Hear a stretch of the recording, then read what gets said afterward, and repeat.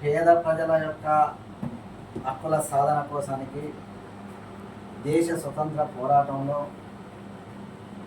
ఈ దేశంలో ఉన్నటువంటి భూస్వాములకు వ్యతిరేకంగా జరిగినటువంటి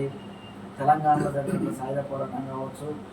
కేరళలో పున్నపాయలో జరిగినటువంటి సాయుధ పోరాటం కావచ్చు, పశ్చిమ బెంగాల్లో శ్రీకాకుళంలో జరిగినటువంటి సాయుధ పోరాటం కావచ్చు, కాశ్మీరు సంస్థానాన్ని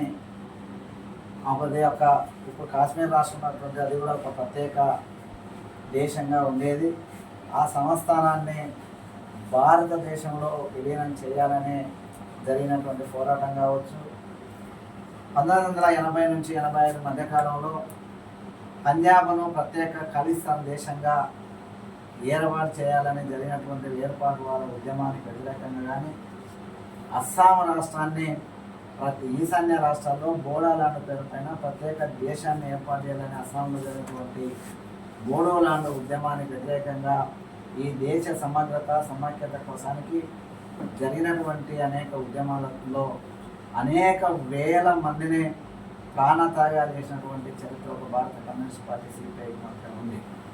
ఈ దేశ రాజకీయ రంగంలో ఏనాడు కూడా అధికారం కావాలని